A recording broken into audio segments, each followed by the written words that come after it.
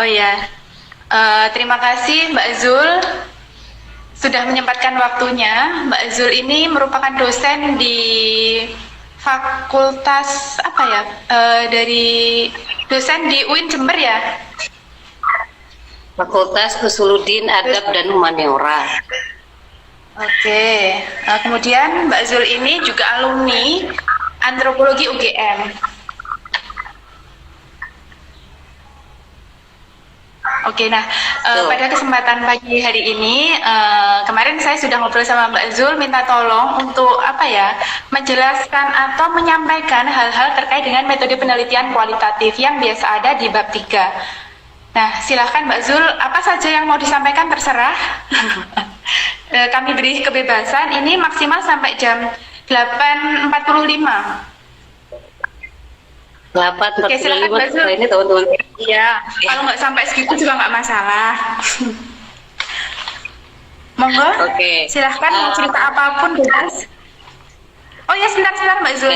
Bagi teman-teman yang mau bertanya, silahkan tulis pertanyaannya di kolom chat ya teman-teman, supaya nanti bisa dijawab oleh Mbak Zul. Oke, silahkan Mbak Zul. Oke, terima kasih. Ini saya deg-degan ya, malah lebih deg-degan kalau saya ngajar di kelas ini. Oke, membahas tentang penelitian.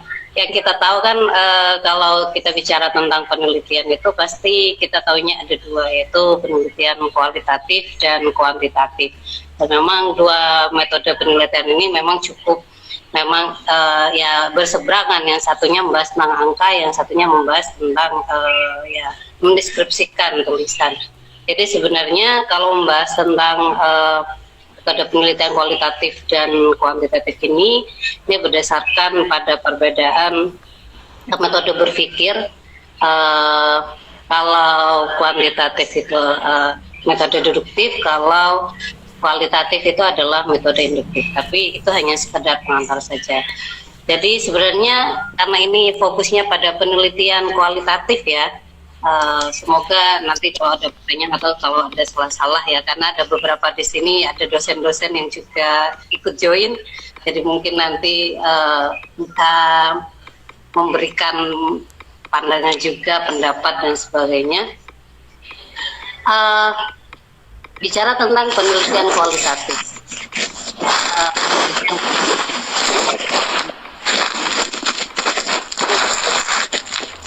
ada beberapa definisi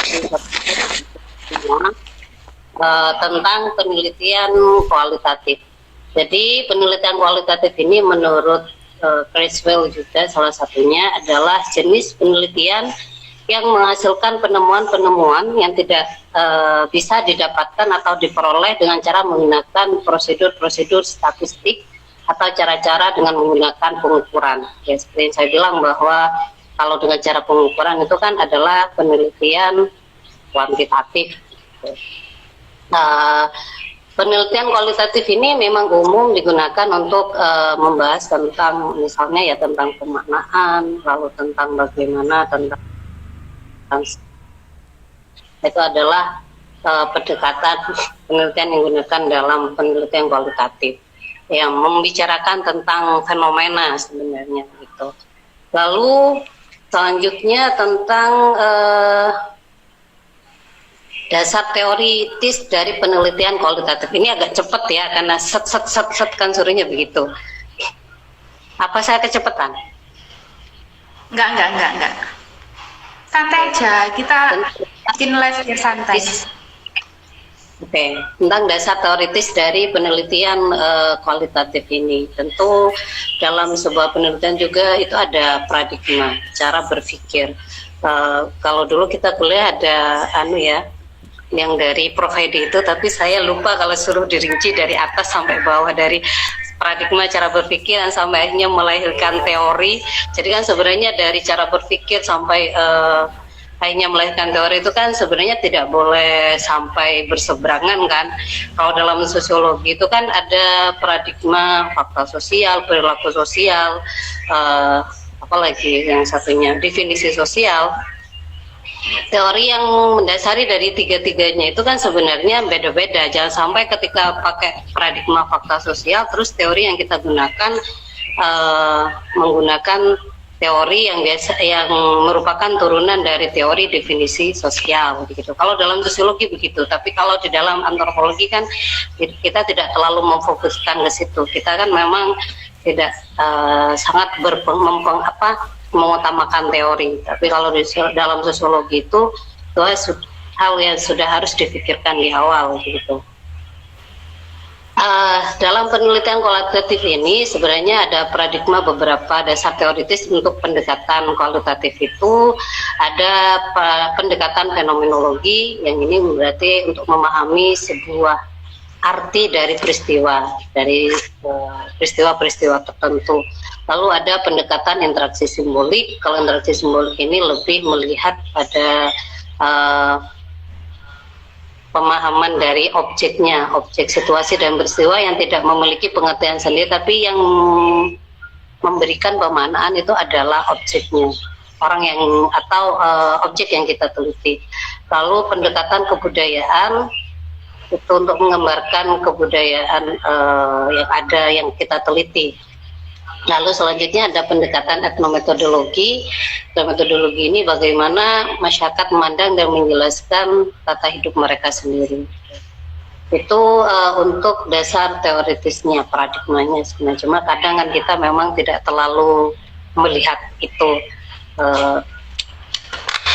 Lalu ciri-cirinya penelitian kualitatif ini, data dikumpulkan dalam kondisi yang asli atau alami, artinya tidak bisa dibuat-buat. Kalau di kuanti kan lab dan sebagainya, ada setting.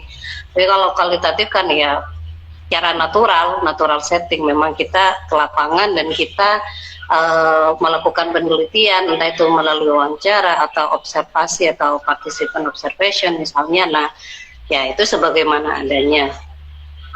Lalu peneliti itu adalah sebagai instrumen utama. Instrumen utama itu artinya ya dia yang menjadi alat pengambil data yang paling penting.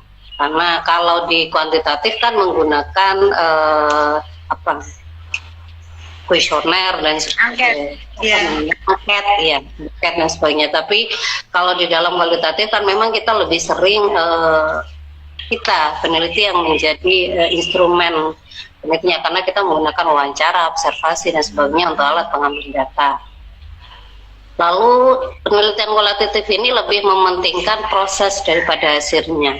Jadi bagaimana proses dari penelitian itu. Makanya ketika proposal pun kita sudah punya proposal dengan kita punya anggapan atau hipotesa tersendiri, tapi ketika kita di lapangan dalam prosesnya kan belum tentu itu sama. Bisa saja itu mengalami perubahan, apalagi kalau kita belum melakukan observasi yang mendalam. Jadi bisa saja berubah sedemikian rupa ketika berada di lapangan. Kalau dalam antropologi di penelitian kita etnografi kan memang kita bahkan tidak tahu apa-apa, kita tidak membawa ide apa-apa dan sebagainya. Yang penting kita ke sana, kita mungkin ada ingin mengetahui tentang kehidupan masyarakat Dayak misalnya atau masyarakat Madura. Lalu setelah itu kita hidup bersama mereka selama berbulan-bulan, lalu setelah itu baru kita menemukan titik temu apa yang ingin kita teliti. Begitu. Jadi lebih ke proses.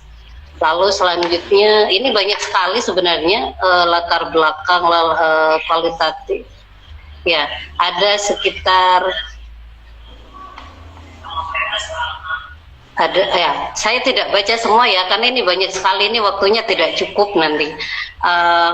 Saya baca sebentar saja.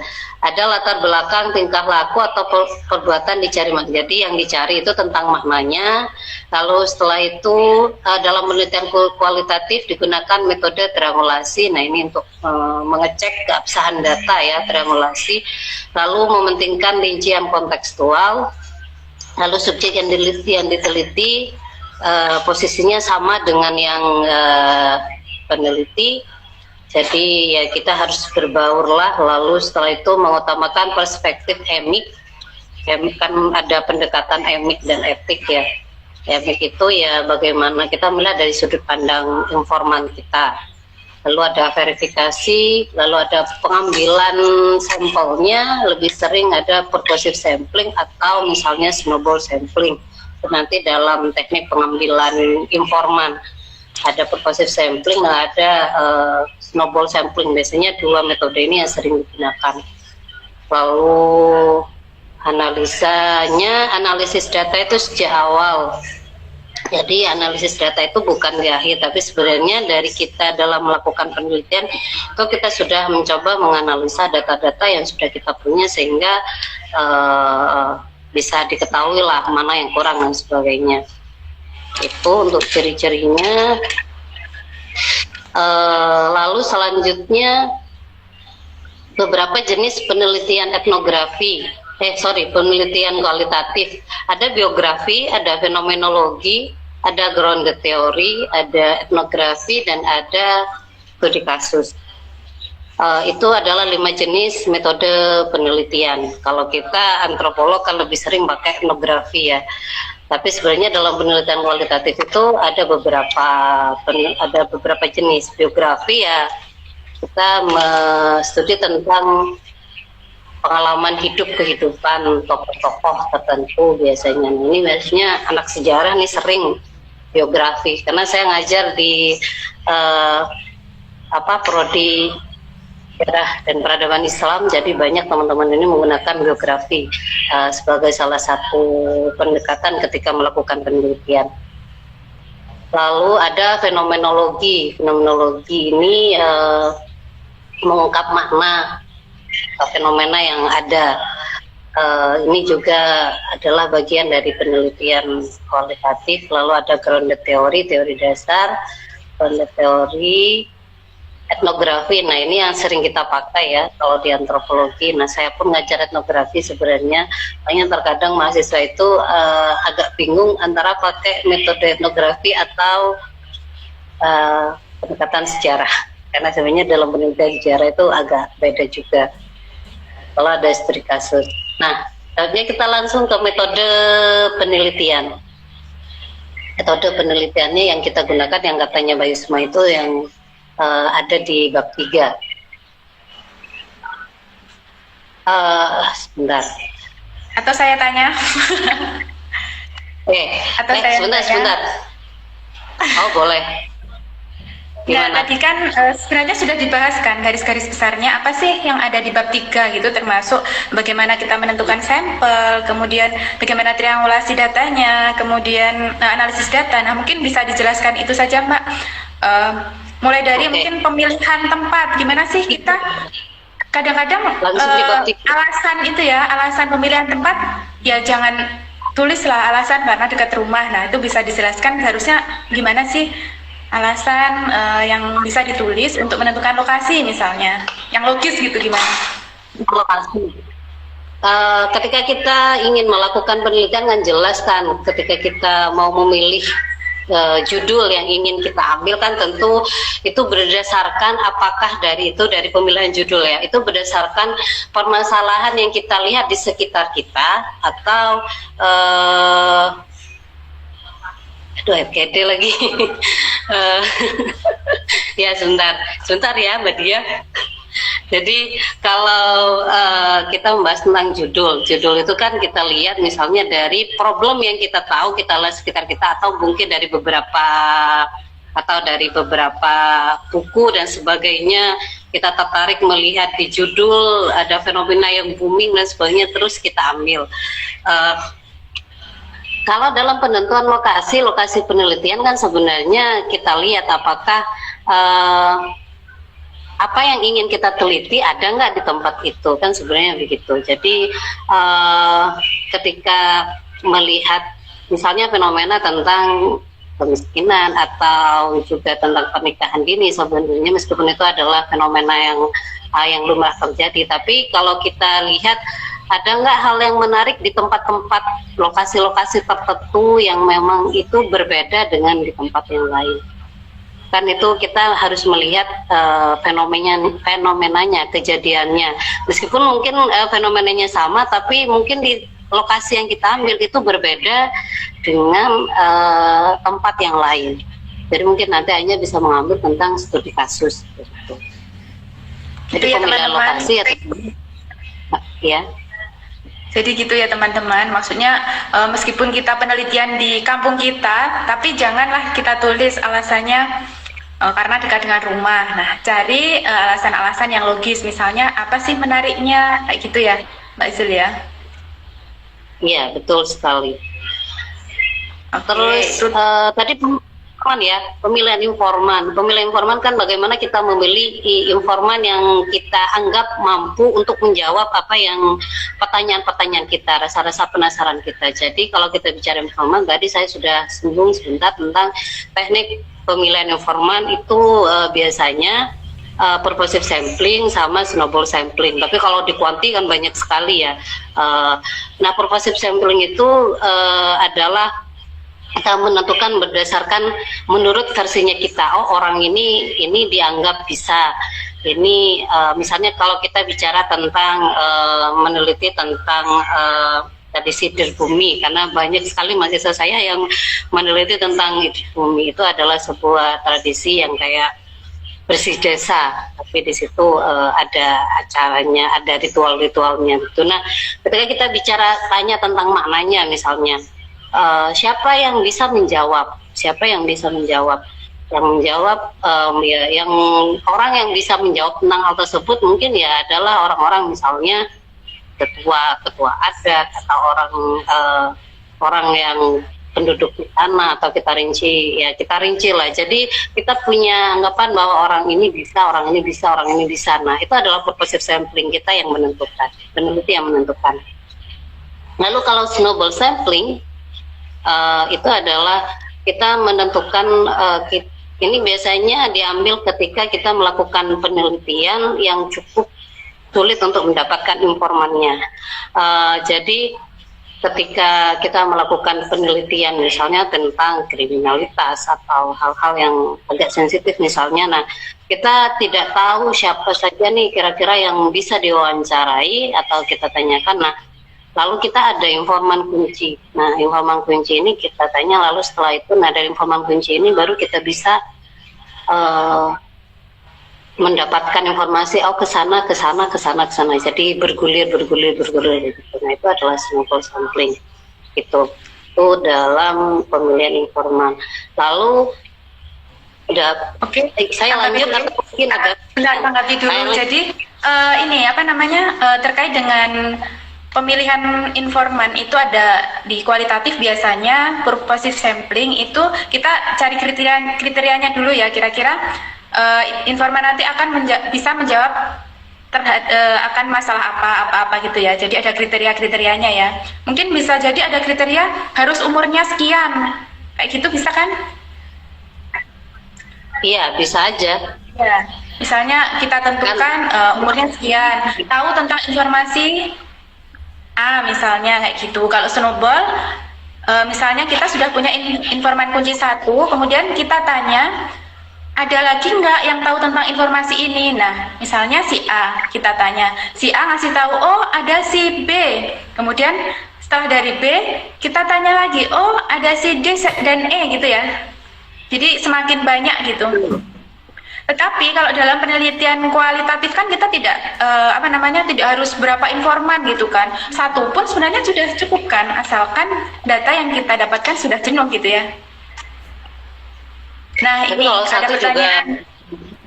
Iya. Kalau merasakan validasinya keabsahan datanya gimana kalau satu? Kan ada triangulasi sumber juga kan.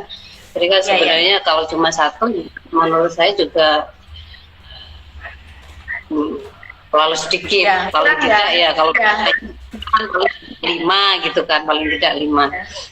Nanti jangan malah mahasiswa pakai 1. Mungkin biografi pun juga tidak mungkin 1, karena kan nanti dari orang-orang terdekatnya, dari anaknya atau dari siapa begitu.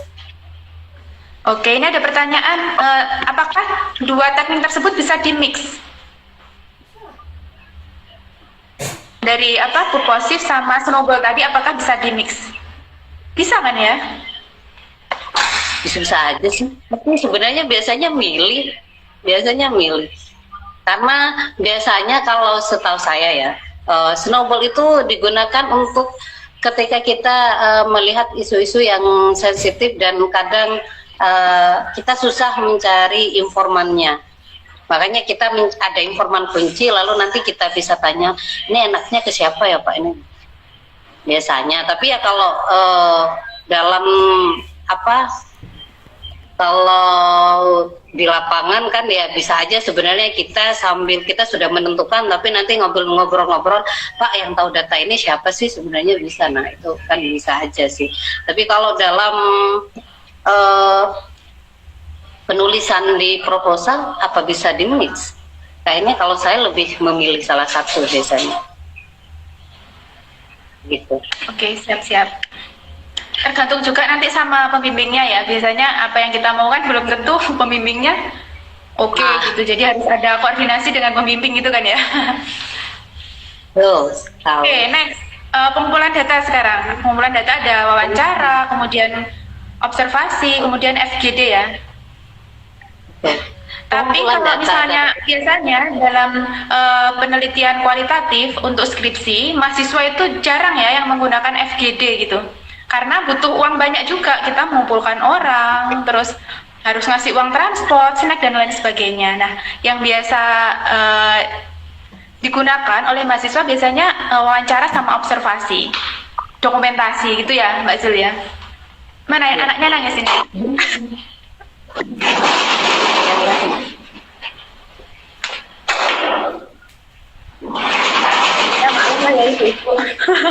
Ya maaf ya. Nah betul kan, ini belum pernah menemukan mahasiswa menggunakan FGD. Betul, memang jarang banget, saya belum pernah ketemu juga. Karena itu tadi pertimbangan biaya dan lain sebagainya. Karena FGD pun sebenarnya sama saja kita mewawancarai banyak orang kan. Ada Mas Hedi, mungkin Mas Edi, Prof Hedi itu mengatakan bahwa FGD itu masuk ke kategori wawancara karena ya kita sama saja mewawancarai, cuma bukan face to face tapi banyak orang gitu. Mungkin kita lebih yang kita tekankan di wawancara sama observasi. Silakan Bu. 15 menit lagi. Berarti kita bahas setelah ini ya. Tapi memang saya juga betul jarang menemui mahasiswa yang menggunakan FGD karena memang fokus to discussion ya. Karena memang pertama itu juga membutuhkan biaya. Lalu juga ya entah kesubuhan dan sebagainya. Lalu mengumpulkan orang dalam satu waktu itu tidak mudah.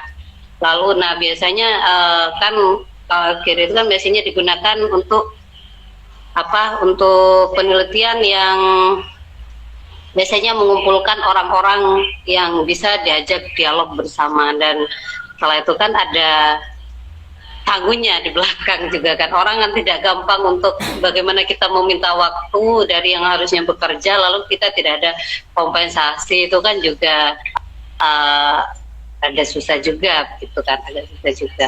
Oke, tentang teknik pengumpulan data itu kan ada dua kan, kalau yang kita tahu ada data primer, ada data sekunder. Sebelum kita melakukan penelitian kan kita pastinya sudah punya data-data yang bagaimana ya kita kan punya ide, lalu kan tapi kita harus punya referensi yang memang bisa mendukung apa yang pilihan dari ide kita, apa yang menjadi ide kita untuk melakukan penelitian. Nah biasanya kan kita searching, cari referensi dari berbagai sumber, entah itu jurnal, artikel jurnal, atau dari website dan skripsi atau tesis dan sebagainya. Nah itu adalah data sekunder. Sedangkan data primer itu adalah data yang data yang kita dapatkan ketika kita sudah di lapangan. Kita dapatkan melalui observasi atau melalui wawancara. Nah, teknik pengumpulan data ini ada wawancara, jelas wawancara itu ada wawancara mendalam, in-depth interview, tapi ada membedakan, ada wawancara struktur, tidak berstruktur dan sebagainya, ada yang membedakan seperti itu, ada yang wawancara biasa, ada wawancara mendalam, ada yang membedakan seperti itu. Nah, tapi kalau di kita kan biasanya kan mahasiswa kalau wawancara itu kan biasanya ada pedoman wawancara ya, kita kan biasanya minta pedoman wawancara biar pertanyaannya ya waktu juga tidak artinya kita tidak ngeheng, kita ada pedomannya lah ketika mau wawancara. Nah, cuma kan mahasiswa terkadang ketika mau wawancara, dia menunjukkan dirinya sebagai seorang mahasiswa. Nah, itu makanya kenapa tadi di ciri kualitatif itu sebenarnya antara peneliti dengan informan itu harusnya sama. Karena kalau misalnya orang itu diwawancara dengan gaya mahasiswa yang beralma mater, lalu menggunakan pakaian yang rapi, necis, bersepatu dan sebagainya, lalu yang diwawancara itu adalah petani, lalu menggunakan bahasa Indonesia misalnya, dengan dia adalah orang Madura misalnya, itu kan akan ada gap, dan ya ini tidak, data yang didapatkan tidak mendalam dan hanya terkesan agak basa-basi misalnya. Karena tidak bisa jujur. Makanya kan dalam antropologi misalnya kan ada bahasan dulu ketika kita melakukan wawancara yang efisien itu ketika kita nimbrung di warung kopi misalnya, atau di tempat-tempat santai. Kalau ibu-ibu misalnya ketika ngerumpi, mereka ibu-ibu kumpul ngerumpi atau sedang mencari foto dan sebagainya, kan ada yang sampai bilang begitu.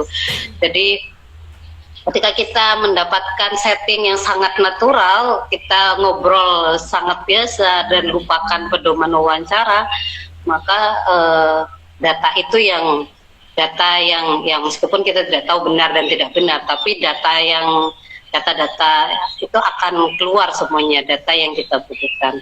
Apalagi kalau ibu-ibu bergosip ya, itu kan semuanya data akan muncul, semuanya muncul begitu. Dalam prakteknya, kan kalau dalam wawancara gitu. Jadi sebenarnya pedoman wawancara bagaimana kita tidak, ya itu butuh keahlian sih. Ketika kita wawancara jangan sampai kita menunjukkan bahwa ada gap, ada jarak antara kita dengan informan yang kita teliti, karena akan gagu dan data yang didapatkan mungkin hanya apa adanya, tidak yang benar-benar banget gitu. Dia ini luar biasa ya, pertanyaannya banyak banget. Tapi untuk mahasiswa Mbak Zul, kalau saya sih itu pedoman itu sangat penting sih, karena kan butuh jam terbang juga. Kalau kita sudah terbiasa penelitian mungkin nggak pakai pedoman nggak masalah, cuma untuk apa ya, sebagai alarm gitu pedomannya, kira-kira pertanyaannya sudah ditanyakan belum, sudah ditanyakan atau belum gitu. Meskipun pada kenyataan di lapangan kita harus cair. Jangan terpatok pada nomor 1, kemudian nomor 2, nomor 3. Ketika informan menjawab pertanyaan nomor 1, tetapi dia sudah menjawab pertanyaan nomor 5, itu nggak perlu ditanyakan lagi gitu kan? Karena nanti bosen informannya bosen gitu. Jadi kita harus ya perlu latihan juga sih sebenarnya ya. Perlu latihan ya. Betul. Mbak Yusma sama Mbak Dia ini kan peneliti yang sudah sangat berpengalaman kan, expert, jadi kan dia paham hal-hal seperti itu. Sudah berapa tahun berada di PSKK, jadi saya yakin ya itu hal yang sudah sangat expert begitu. Cuma memang ya itu yang seperti yang saya bilang, itu kan terkadang ya karena memang butuh jam terbang.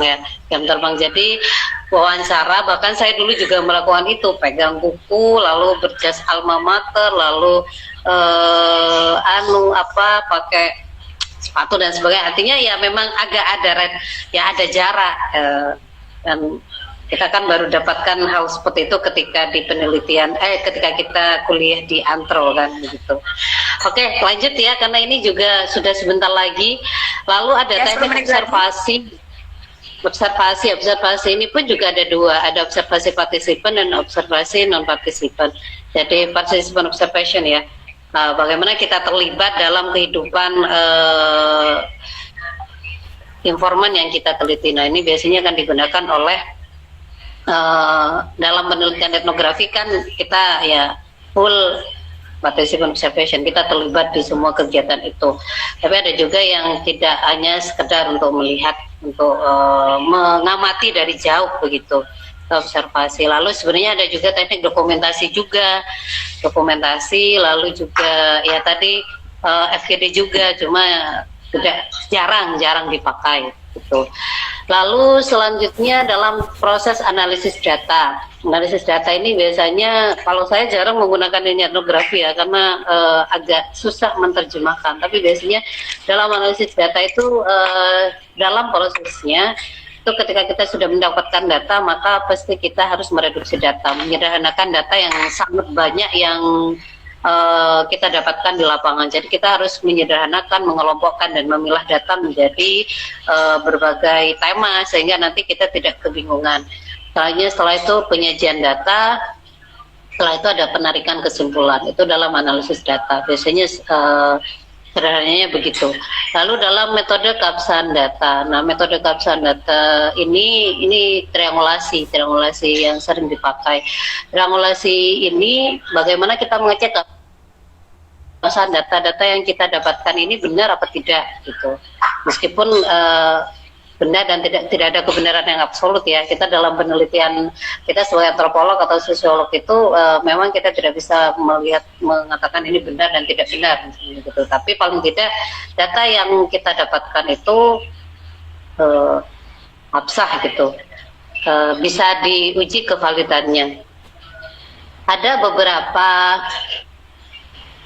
cara dalam triangulasi itu, ada triangulasi metode, ada triangulasi antar peneliti, ada triangulasi sumber, lalu ada juga triangulasi teori.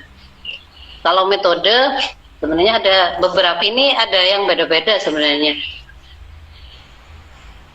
Tapi yang biasa mahasiswa, oh ini ada pertanyaan sebentar. Oh, pindah ke latar belakang. Sebenarnya ini sudah dibahas pada pertemuan live pertama sih dengan Mas Denny kemarin sebenarnya, tapi nggak apa-apa. Nanti kita jawab di akhir ya. Biasanya Bu Zul, Mbak Zul, untuk triangulasi itu triangulasi ini ya biasanya yang pengalaman saya dulu kita kita lihat di observasi sama wawancara sama dokumentasi, kita cocokkan di situ. Itu namanya apa? Lupa aku. Itu kan metode. Buat saya kayak ujian kompre ya. Ya biasanya itu sih. Jadi kita harus ya, itu namanya triangulasi metode. Jadi kita cek dari ada observasi dari survei ini kira-kira jawabannya atau data yang didapatkan sama apa enggak. Itu metode. Lalu ada triangulasi antar peneliti. Ini kita ngecek dari ya saling berciptek lah antar peneliti, misalnya antar peneliti, antar asisten peneliti. Nah itu nanti sambil tapi itu bukan dalam konteks skripsi kan ya, kalau yang antar peneliti itu bukan dalam konteks skripsi ya kan, skripsi karena sendiri kan bisa ini kan, bisa diskusi dengan dosen pembimbingnya juga ya, mungkin ngasih arahan, terus habis itu bisa ngecek di lapangannya kayak apa, bener nggak seperti ini misalnya, bener nggak kayak gini, karena mungkin dosen penelitinya sudah pernah melakukan atau tahulah tentang penelitian ini misalnya. Nah kan bisa didiskusikan lalu dicek lagi di lapangan tuh. Sama satu lalu lagi yang penting sumber data ya. apa Ya betul ya. Sumber data. Lalu sumber data, triangulasi sumber data ini dilihat dari metode ya sumber perolehan datanya. Dari mana? Dari dokumen atau dia mengecek dengan referensi-referensi yang lain. Nah itu entah dokumentasi tadi atau juga bisa dari referensi-referensi sebelumnya, itu kan juga bisa. Tuh, lalu ada triangulasi teori. Nah, ini mengecek berdasarkan teori-teori yang sebelumnya misalnya. Itu sih. Tapi jarang ditemukan di mahasiswa ya. Iya, jarang. Memang biasanya kalau mahasiswa itu iya dari misalnya informan A, informan B, informan C itu biasanya kan. Sama observasi. Sumber dan metode. Iya biasanya. Oke, untuk ini cara membuat latar belakang pada penelitian itu mencakup apa saja? Ini saya sebenarnya kemarin sudah dibahas di live pertama itu latar belakang. Di latar belakang kan tentunya kita itu menuliskan kenapa sih kita mengambil masalah itu gitu kan? Latar belakangnya apa? gitu kan. Jadi kita tulis gambaran umumnya apa, kemudian kondisi ideal atau kondisi yang seharusnya itu seperti apa, kemudian di paragraf lainnya itu juga dituliskan kenyataan di lapangan itu seperti apa. Mungkin bisa dilakukan dengan studi pendahuluan dari observasi kita sendiri ataupun dari jurnal-jurnal seperti itu. Kemudian juga dituliskan pula apa sih pentingnya penelitian ini, juga harus dituliskan di latar belakangan. Jadi kita harus baca-baca berbagai jurnal. Apa sih yang membedakan jurnal kita dengan tulisan kita atau skripsi kita dengan permasalahan kita dengan penelitian terdahulu. Kok saya yang jawab? Gimana Mbak Zul? Silakan. Ya, Aduh, ya sebenarnya sih.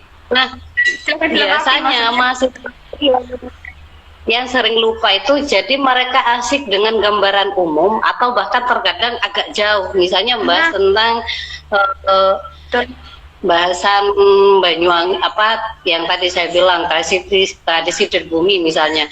Nah itu jauh banget, bahas tentang multikulturalisme di Indonesia dan sebagainya, itu kan kejauhan. Terlalu asik dengan gambaran umumnya, biar nambah banyak mungkin, tapi itu kan terlalu jauh. Dalam latar belakang kan kita bisa mulai dari umum ke khusus atau khusus ke umum, tapi biasanya kan umum ke khusus kan biasanya. Nah, kita mulai dari gambaran umum, setelah itu kita mulai kerucutkan menjadi apa yang ada di dalam yang ada di kondisi lapangan. Nah, terkadang kondisi lapangan ini yang teman-teman yang sering saya temui ini, teman-teman banyak lupa. Tidak dijelaskan dengan real tentang sebenarnya kenapa kamu tertarik membahas ini. Nah, itu yang sering saya temui di mahasiswa-mahasiswa saya. Jadi ketika saya tanyakan, ada kemarin bahas tentang tradisi dan bumi. Lalu saya tanyakan, kenapa kamu tertarik bahas ini? Karena saya tidak temukan di latar belakangnya. Latar belakangnya ini terlalu jauh, membahas tentang definisi budaya, lalu yang mengkerucut tapi agak jauh, dan akhirnya apa yang menjadi permasalahannya, kenapa dia tertarik mengambil ide bumi ini, akhirnya tidak terjawab di situ. Makanya kenapa saya tanyakan, kenapa kamu memilih ini, apa menariknya? Karena tradisi dan bumi itu sudah banyak sekali yang meneliti, lalu apa bedanya dengan banyaknya teman-teman, maunya saya tanyakan begitu. Ternyata kalau tradisi dan bumi ini tradisi bersih desa di Banyuwangi ya, itu biasanya ada ritual-ritual tertentu yang memang itu adalah akulturasi sebenarnya. Itu ada kepercayaan animisme, dinamisme, ada hal seperti itu. Tapi di dia yang menarik adalah Islam.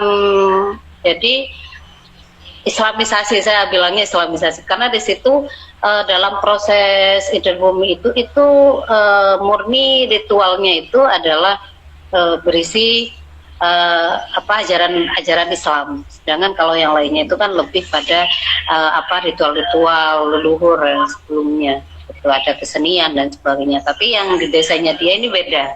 Makanya kan kalau seperti itu, berarti ada hal yang berbeda dengan yang sebelum-sebelumnya. Jadi kalau sebelumnya kan saya, apa yang menarik? Kenapa memilih ini? Ini kan pengulangan terus, karena dari sebelumnya sudah pernah ada yang neliti. Bahkan temannya satu kelas juga neliti. Lalu apa bedanya? Nah, itu yang memang perlu ditekankan. Bagaimana di akhir itu, apa yang membuat kamu tertarik? Ya, tadi yang bilang bedanya dengan penelitian, apa yang membuat tertarik, kondisi di lapangannya seperti apa gitu. Berarti kita harus observasi ya, berarti nggak apa-apa dituliskan di latar belakang, berdasarkan hasil observasi yang saya lakukan sebelum pembuatan proposal misalnya, itu bisa ya, jadi kita jelaskan kondisinya. Cuma kan penulisan deskripsi kan beda-beda ya. Ada yang tidak memperbolehkan menggunakan subjek begitu. Tapi kalau di kita di Andro kan wis sah-sah saja seperti itu. Atau bisa dilengkapi dengan jurnal ya. Misalnya sebenarnya kondisi di lapangan itu seperti apa, itu bisa kita mengutip dari jurnal, bisa kan? Anaknya nangis. Lapangan kan sebenarnya kondisi realnya ya. Kalau di jurnal kan belum tentu sama. belum tentu sama. Cuma Beda mungkin bisa tempat aja itu juga, kan? Tapi nggak apa-apa. didukung, Pendukung ya. dijadikan pendukung. Ya. Cuma kan nanti biasanya itu ada di penelitian dahulu kan biasanya kayak gitu, bukan ada di latar belakang. Tapi penting juga untuk ini. Ini anaknya nangis, kebetulan sudah waktunya habis. Ini mungkin ada closing statement. Ini nggak usah saya simpulkan karena dari tadi sudah kesimpulan. Silakan kalau ada closing statement. Ada suara ngirim paket, ada anak nangis, suara anak nangis, maaf. Tapi ini ada aja tapi parsial. Udah ya? Oke, apa itu sih aja. Pertanyaannya? Ya udah, oke. Udah ya? Closing statement-nya apa ya? Saya juga bingung kalau ditanya Beri closing semangat teman-teman, statement. beri semangat teman-teman aja. Beri semangat teman-teman. Oke. Sebenarnya kalau kita bicara tugas akhir itu, yang penting itu kita bisa menjaga moodnya kita dan dikerjakan. Mau sepinter apapun teman-teman, kalau mau di sini punya ide banyak, data lengkap tapi tidak ditulis, itu sama saja bohong. Karena kan dosen kan tidak bisa mengecek di pikirannya teman-teman kan. Tulis, intinya itu tulis. Jadi itu yang penting. Bagaimana kita membangun mood, tiap hari kita harus konsisten untuk menulis. Meskipun itu juga ke saya juga ya, karena susah sekali untuk bisa membangun mood ketika tugas akhir. Oke, siap. Oke, jangan lupa juga kita harus banyak-banyak diskusi ya, misalnya dengan dosen atau pembimbing dan lain sebagainya supaya ada pencerahan gitu kan. Banyak baca, banyak diskusi, jaga mood gitu ya. Oke, terima kasih banyak. Oke, terima kasih banyak Mbak Zul. Oh ya, ditulis, jangan lupa ditulis, nanti di otak lah.